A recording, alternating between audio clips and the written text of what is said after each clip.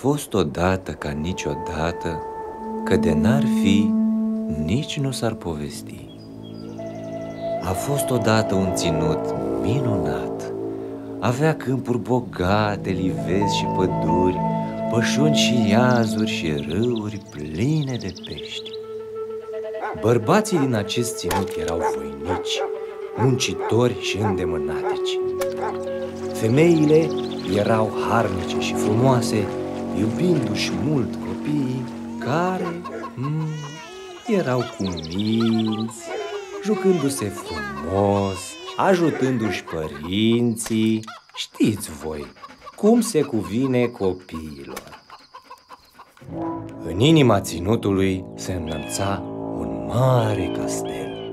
Aici trăia regele, care în tinerețe fusese mare viteaz, iar acum conducea țara cu înțelepciune și bună rânduială. Castelul său cel măreț era vestit până departe, la fel și înțelepciunea și curajul său.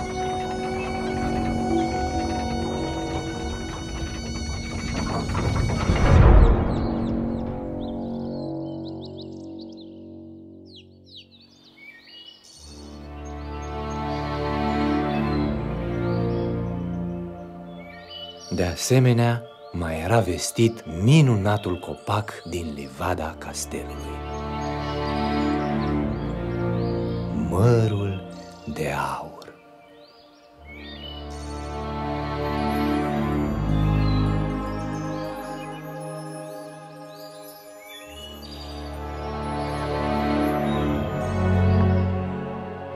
Regele trecuse printr-o încercare foarte grea.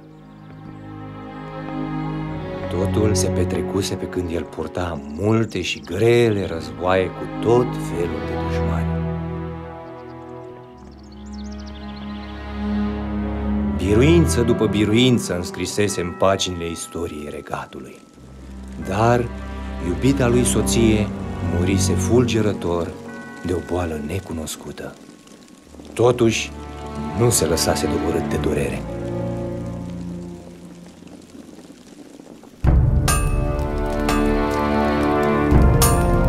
Meșterii încă făureau arme,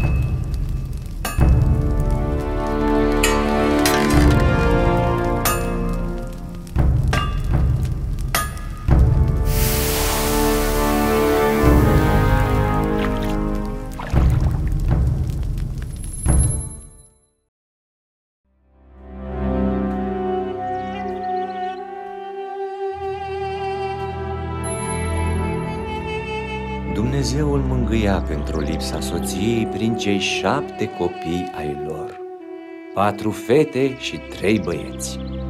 Acești copii erau deja măricei, ba chiar și mari, și făgăduiau să fie oameni adevărați, înțelepți și harnici.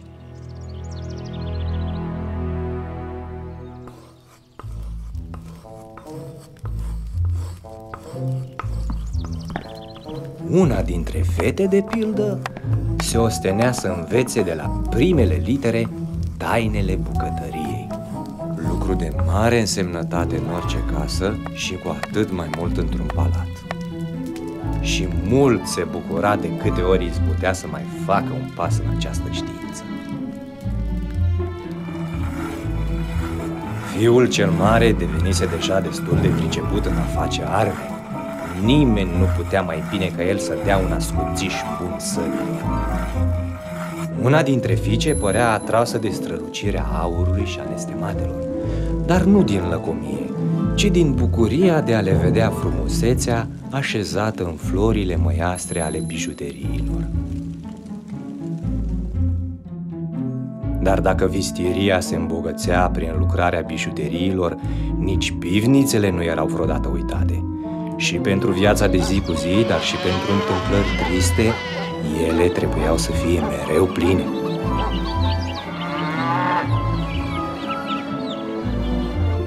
Să ne amintim și de arhivă și de biblioteca regală, amândouă de cel mai mare folos și fără de care niciun palat nu poate fi cu adevărat nobil. Fiica cea mare învăța aici puterea cuvântului și a scrierii.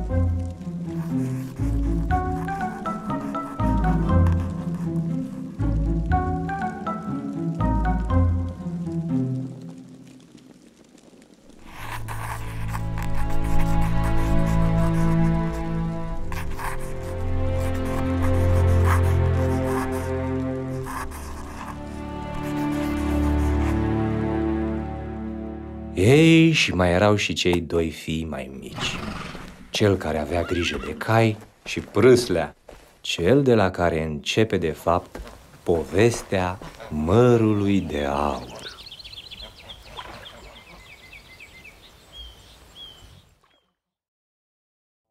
Să-l vedem pe cel mai mic fiu al regelui, zis desigur Praslea. Acesta păștea rațele și gâștele castelului, învățând astfel să poarte de grijă celor slabi. E și asta o școală, să știți. Prea mare lucru, totuși, nu avea de făcut, mai ales că avea și un cățel deștept care să-l ajute și la nevoie să-l apere. Unde pleci? Totuși, făcea Praslea ce făcea și mai făcea câte o boacănă.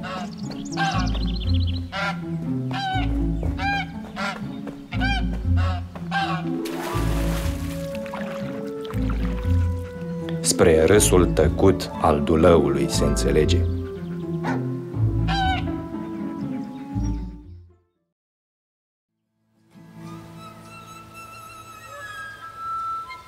Și, mai făcând scara, mai ajutându-se de un copăcel, au ajuns pe zid.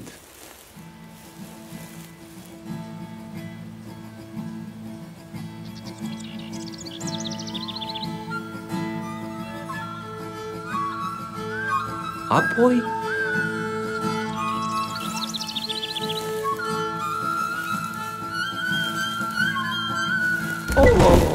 au crezut că nu se mai ridică. Li se părea că durase o oră căderea și că toată lumea îi auzise.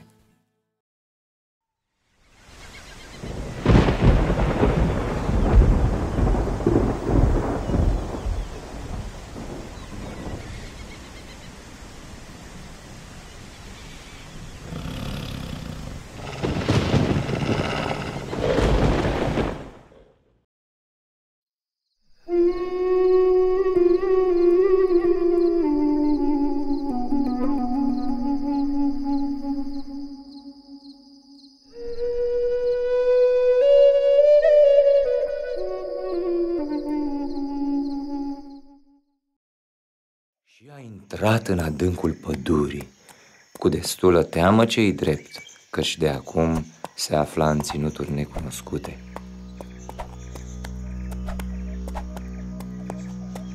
Odată a avut de înfruntat o fiară a pădurii, plină de răutate, ivită parcă de nicăieri.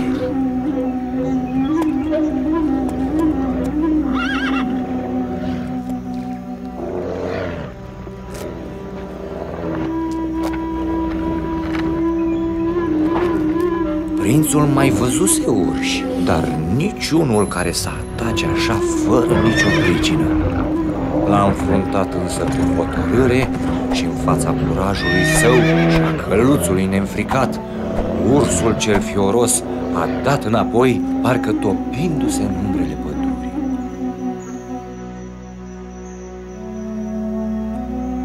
Altădată a nimerit într-un cuib de șerpi veninoși. De auzit, nu-i auzise căci aceștia se mișcaseră în tăcere prin iarbă, cât pe aici să calce pe ei, nu alta. Și apoi, deodată se ridicaseră, gata să muște cu colții lor aducători de moarte.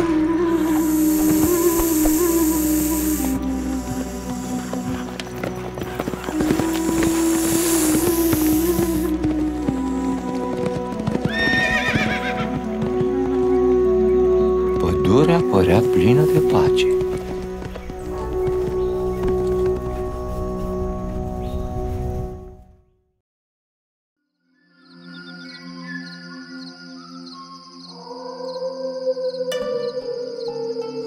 Într-un târziu, după multă osteneală, a ajuns sus, acolo unde pădurile se sfârșesc și încep steiurile de piatră, acolo unde bat vânturile neîncetate și unde, după cum se spune, viețuiesc vântoasele, stăpânele vânturilor nebune.